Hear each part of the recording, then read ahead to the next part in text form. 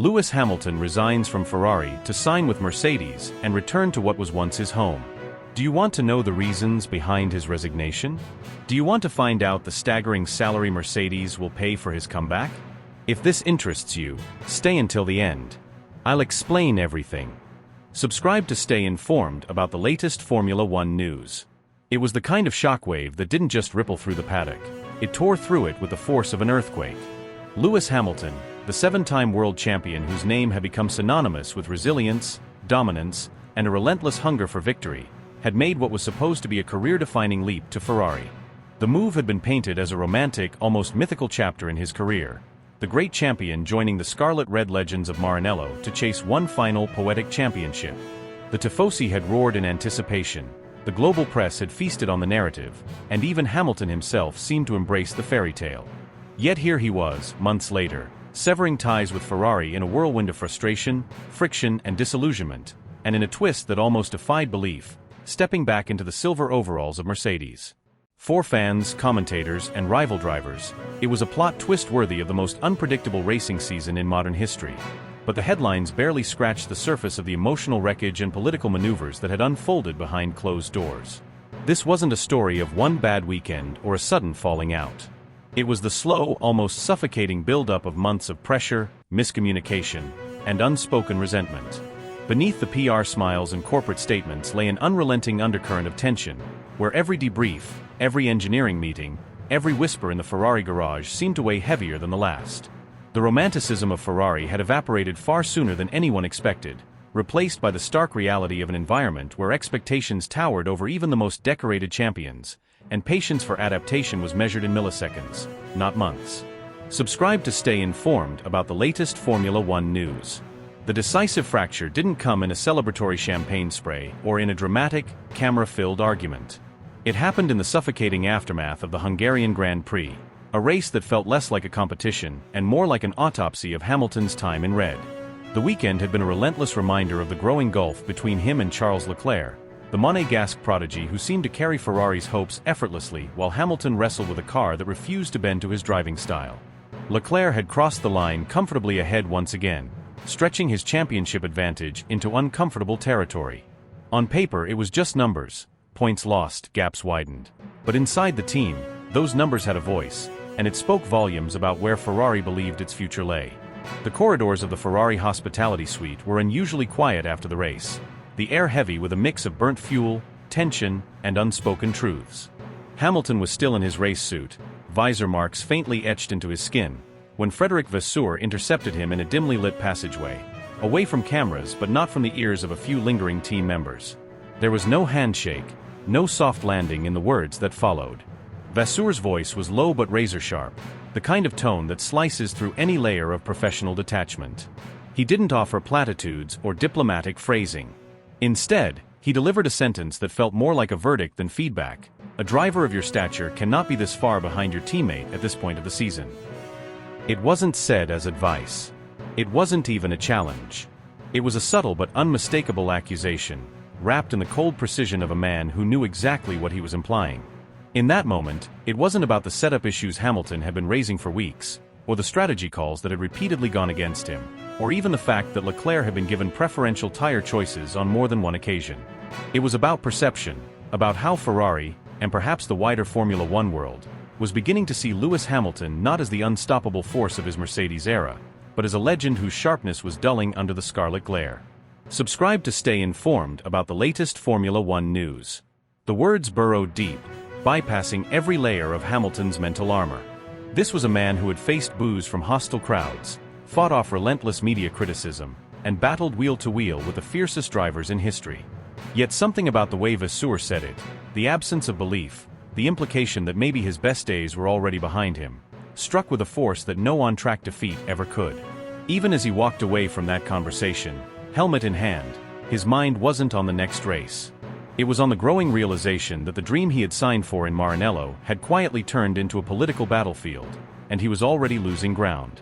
What unfolded in that dimly lit media room was unlike anything the sport had seen from Lewis Hamilton in over a decade of relentless public exposure. The man who had mastered the art of post-race diplomacy, who could effortlessly turn the most pointed, even hostile questions into measured, almost poetic reflections, suddenly looked stripped of his armor. The air was thick with a kind of anticipatory tension. Journalists could sense the shift before he even opened his mouth. His trademark composure, that calm, unflappable demeanor, was nowhere to be found. Instead, there was a stillness to him that felt heavier than exhaustion, a kind of emotional fatigue that couldn't be hidden. His posture slouched forward as though the weight of the chair alone might pull him to the ground. His eyes locked on the polished surface of the table as if searching for an escape. His voice, usually deliberate and resonant, cracked in small, almost imperceptible ways, each syllable betraying a man who had been worn down by weeks, perhaps months, of unrelenting pressure. The questions came in sharp succession, one after another, each more pointed than the last. They weren't asking about tire degradation or setup compromises. They were probing the very core of his identity as a driver. Was he still the Lewis Hamilton who had defied odds and rewritten record books? Or had Charles Leclerc, the younger, hungrier face of Ferrari, not only overtaken him on the tarmac, but in the political hierarchy of Maranello? Every word was another needle, pricking at the edges of his pride. Camera flashes lit up the subtle twitches in his expression, a fleeting jaw clench here, a forced curl of the lips there, a quick dart of the eyes toward the exit. This wasn't simply a poor result followed by a difficult Q&A. It was the public peeling away of layers he had kept sealed for years, exposing a raw vulnerability to a global audience that had been conditioned to see him as untouchable. Once the cameras stopped rolling and the microphones were switched off, the real storm gathered momentum in the corridors of Ferrari's inner sanctum. Whispers circulated in hushed tones over espresso cups and behind the closed glass doors of executive offices. Some of the most senior voices, individuals whose opinions shaped the very fabric of the team's long-term direction, began to weigh the unthinkable, whether the multi-million-dollar gamble on Hamilton was yielding diminishing returns. It wasn't simply about his salary figure, staggering as it was, but about the political weight his presence carried. Bringing him in had shifted the gravitational center of the team, demanding resources, attention, and strategic priority. Now, some were beginning to wonder aloud if that gravitational pull was distorting their trajectory. There were growing calls, discreet at first but increasingly confident, to reorient the car's development path toward Leclerc's preferences. The younger driver's aggressive turn-in style and instinctive adaptability seemed to align better with the SF chassis philosophy, while Hamilton's feedback was starting to be framed as too conservative or less relevant to the team's future. In engineering debriefs, the once collaborative atmosphere had given way to a kind of brittle politeness. Every telemetry review became a silent tug-of-war over interpretation, with Hamilton challenging the calls that, time after time, appeared to tilt in Leclerc's favor. Data screens were no longer neutral tools, they were battlegrounds, every line of telemetry an argument waiting to happen. The tension began to seep into the smallest details. Reports emerged of Hamilton arriving late to certain technical briefings. Not the kind of lateness born from casual disregard, but from the reluctance of a man bracing himself for yet another session of subtle needle-pointed reminders that he was no longer the uncontested leader in the garage. He would walk in with a neutral expression, sit down quietly, and spend long stretches staring at the floor while the conversation swirled around him, only speaking when pressed. Mechanics who had once fought to be assigned to his car were now splitting their loyalties, hedging bets on which driver would be Ferrari's long-term cornerstone. Even the atmosphere in the hospitality unit shifted. Where there had once been an easy flow of conversation and mutual respect, there was now a low hum of speculation, glances exchanged when Hamilton passed by, as though everyone was silently calculating how long this uneasy coexistence could last. In the paddock, rival teams were paying close attention, sensing cracks in Ferrari's carefully polished facade. Competitors smelled opportunity, both on and off track. Some quietly speculated about whether Hamilton himself might be the one to end the relationship early, unwilling to endure a slow fade into the role of secondary driver. Others believed Ferrari's leadership was already gaming out an exit strategy, not with open hostility, but with the cold, pragmatic efficiency that comes when a once brilliant alliance no longer fits the larger picture. And through it all, Hamilton carried on, wearing the red overalls, walking the motorhome corridors, and climbing into the car each weekend, but with the unmistakable air of a man who knew the clock was ticking louder with every passing race. It was in the days immediately following the Hungarian Grand Prix that the tension finally snapped, not with an explosive public fallout, but with something far more deliberate and irreversible. Multiple sources close to the situation insist that Lewis Hamilton, his composure masking an inner storm, had quietly reached out to Fred Vasour requesting a face-to-face meeting behind closed doors. This wasn't some casual end-of-season review or a polite discussion about potential upgrades. It wasn't even a debate over race strategy or how to extract another tenth of a second in qualifying. It was blunt, unfiltered, and deeply personal, a conversation about whether he even wanted to remain in the scarlet red of Ferrari for another lap, let alone another season. According to insiders, Hamilton's tone in that meeting was measured but resolute. He wasn't seeking reassurance or promises that things would improve. He was weighing whether the environment had already become too toxic to salvage. Those who know him well say the decision was forming in his mind before the meeting even began, but the exchange with Vasour crystallized it. Within hours, what had been an unthinkable possibility became a plan in motion. The outcome landed with the force of a seismic tremor across the Formula One paddock.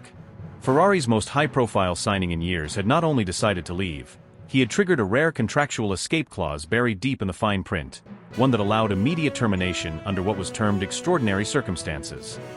The precise language of that clause is a closely guarded secret that will likely never see daylight, but those with direct knowledge of the discussion say the combination of relentless pressure, a suffocating internal dynamic, and a creeping realization that he was being strategically marginalized had built into an unbearable weight. One insider described it as death by 1,000 cuts. Not a single explosive betrayal, but a series of subtle exclusions, second guesses, and lost faith that eventually left Hamilton questioning why he was still there at all. And once that question became impossible to ignore, the answer emerged with startling clarity: it was time to go.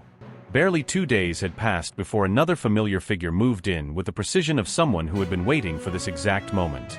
Toto Wolff, always a strategist as much as a team principal, had been watching the Ferrari-Hamilton relationship unravel in slow motion from afar, keenly aware that the grand dream of pairing the 7-time champion with Maranello's legendary machinery had curdled into something bordering on a nightmare.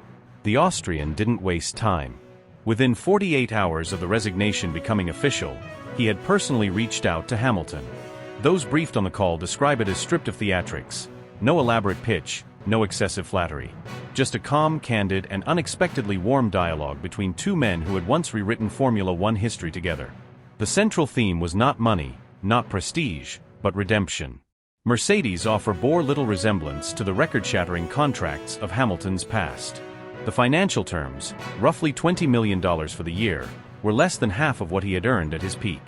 But Wolff knew he didn't need to sell him on numbers. What he was really offering was oxygen. A return to an environment where Hamilton's voice carried weight, where the political maneuvering of the garage didn't strangle the joy of racing, and where every setback was met with collective determination rather than whispered doubts.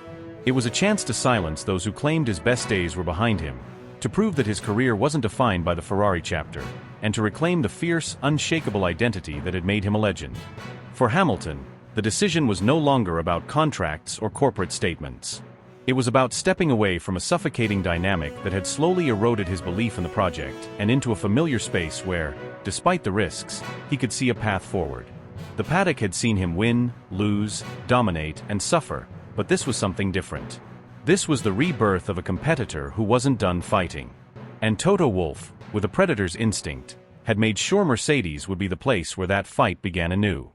The agreement between Hamilton and Mercedes didn't just shake the paddock, it detonated like a thunderclap over the sport, sending shockwaves through garages, hospitality suites, and commentary booths alike. This wasn't a simple swap of names on a seat, it was a move laced with risk, strategy, and a raw statement of intent. For months, Mercedes had been cultivating Kimi Antonelli, a prodigy whose rise through the junior ranks had been nothing short of meteoric. He wasn't just another academy driver, he was marketed as the heir apparent, the driver who would carry the silver arrows into a new era. Sponsors had already begun building campaigns around his fresh face and fearless driving style. Fans had warmed to the idea of seeing him as the new spearhead, and the team's internal narrative was that Antonelli would be the symbol of a generational shift. And yet, with the stroke of Toto Wolff's pen, all of that changed. The call was as ruthless as it was calculated. Antonelli's trajectory was halted mid-ascent, his immediate future sacrificed for a gamble on experience, grit, and the aura of one of the sport's most decorated champions. The timing couldn't have been more brutal. Hamilton wouldn't be waiting for a new season to make his entrance.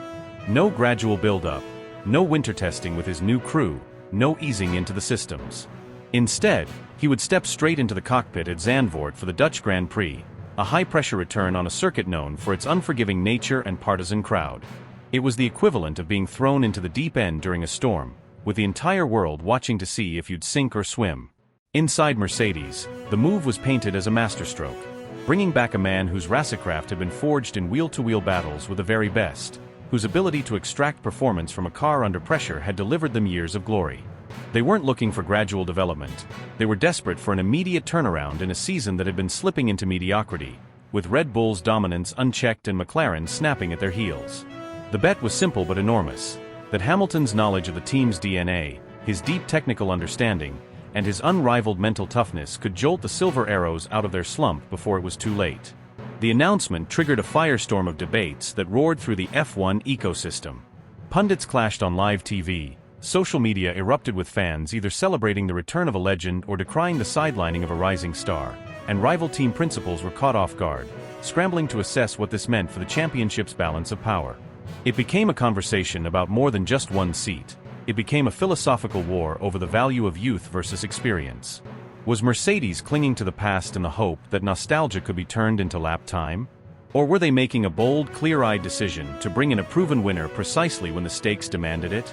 For Hamilton, the move was layered with personal meaning. This wasn't just a professional transfer, it was a statement of defiance, a chance to silence whispers that his best days were behind him. Those in his inner circle described a transformation in his demeanor.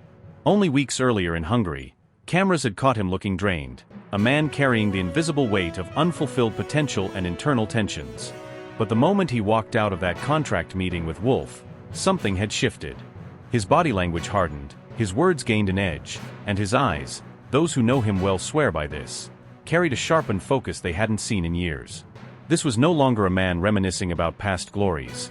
This was a warrior preparing for battle, fueled by the knowledge that the next few months could redefine his legacy. Mercedes engineers, many of whom had worked alongside him during the team's golden run, saw the difference instantly. The first sessions in the simulator were described not as a reacclimation, but as an assault, lap after lap delivered with a precision and aggression that left the technical staff murmuring to one another between runs. The telemetry data, while kept tightly under wraps, was said to reveal a level of consistency and commitment that caught even the most skeptical engineers off guard.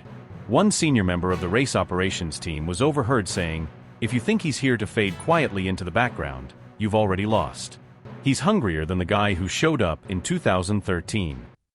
Another reportedly quipped that Hamilton's inputs in high-speed corners were as sharp as ever, maybe sharper. In the paddock, rivals began recalculating.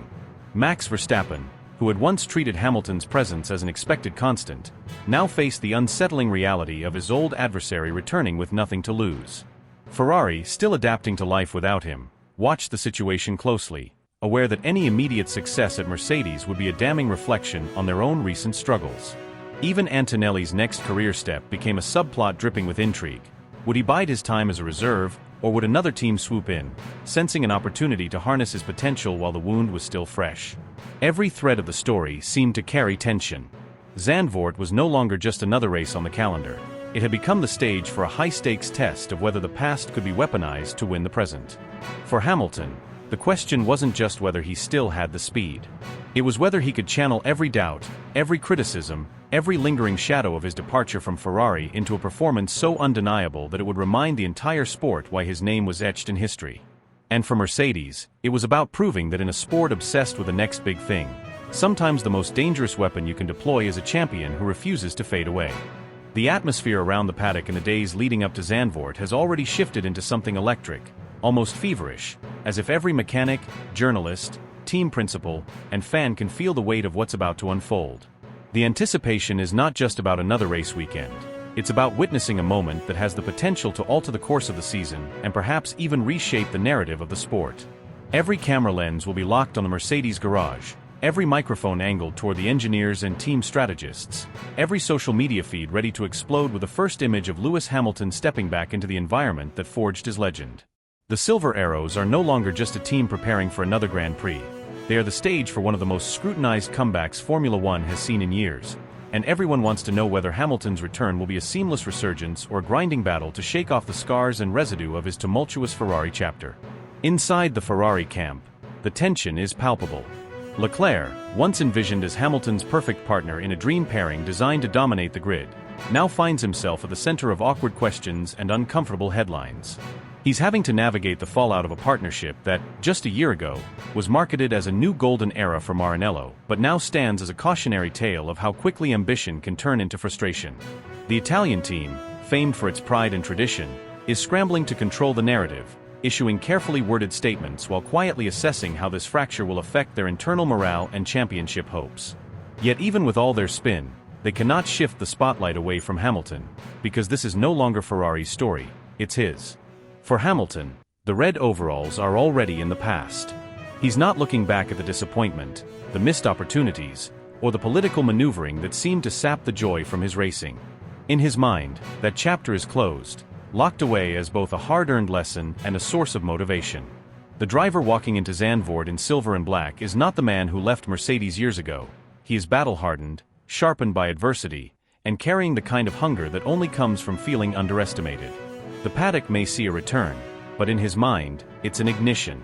The fire that propelled him to world championships has not only survived, it has been compressed, intensified, and is now ready to erupt on track with renewed ferocity. Behind the cameras and the polished PR statements, there's an unspoken truth that Hamilton himself understands better than anyone. The first lap out of the pit lane at Zandvoort will be more than just a shakedown.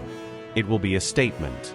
The roar of the engine will not simply echo against the Dutch dunes. It will reverberate through every garage, every hospitality suite, every living room where fans are watching. And the gaze fixed upon him will not be rooted in sentimental longing for the past, but in a hungry curiosity about the future. Can he still bend a race weekend to his will? Can he still outthink and outfight the new generation? Can he still make a car dance on the edge of physics the way only he seems to know how? Every step he takes toward that Mercedes W15, every handshake with engineers he knows, every quiet exchange with TOTO WOLFF, every nod to mechanics who were part of his golden years, feels like a silent build-up to a thunderclap. The garage will hum with the precision of a team that knows history might be in the making. Out on track, Verstappen will have his orange army, Norris will have youthful momentum, Leclerc will have something to prove, but Hamilton will have something deeper, a chance to remind the world that greatness isn't just about speed, it's about the ability to rise again when everyone thinks you're finished. And in Zandvoort, as he slots into that cockpit and tightens the belts, he'll know that the sport isn't watching him because of what he's done, it's watching because of what he's about to do.